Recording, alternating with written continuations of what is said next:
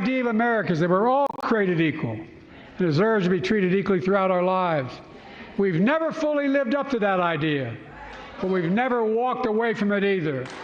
And I won't walk away from it now. President Biden confidently closing his State of the Union address, but as the world watched on to what the president had to say, it was what he didn't say that's creating a lot of buzz this morning. Dr. Lillian Glass, body language expert and communications consultant, joining me this morning to focus on the president's actions. I've been so excited about this interview. Welcome. My pleasure to be here this morning. So, Dr. Glass, I don't have to tell you, we were all watching President Biden, like I mentioned, not for what he was saying exactly, but his age, his mental fitness, his endurance, his stamina. What did you think of his performance? Do you think he commanded the stage? Well, first of all, I have to say that it took him 7 minutes to get to the stage, and he was getting a lot of congratulations. He was getting a lot of feedback from his colleagues, and I think that empowered him. That made him feel confident.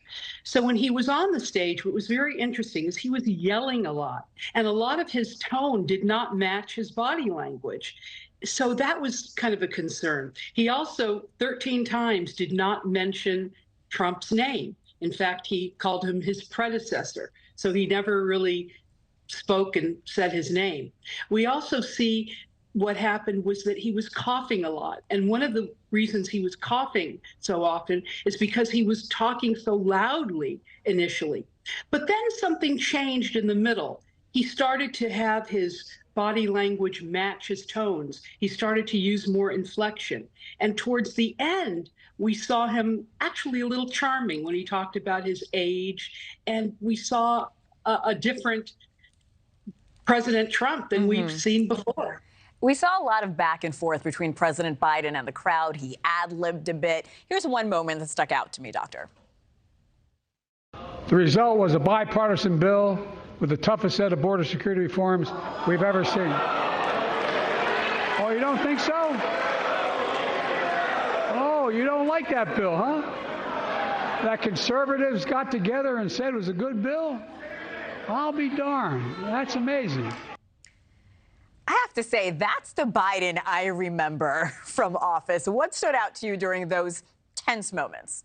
Well, he did mumble at first. You really couldn't understand what he was saying. And then when he engaged the crowd, you could see a different Biden. He was charming, he was smiling, he was talking to them. And that was very reassuring in terms of how he presented himself. But there were times where he did stumble a lot and he repeated himself. And we did see that he does read the teleprompter quite well. But as I said, at the end, we saw a lot more charm and we saw a lot more authenticity in his communication. Doctor, I have to ask about Speaker Mike Johnson. There are so many memes this morning about some of his facial expressions. What did his body language say to you? Well, he gave the State of the Union address non-verbally, that was for sure.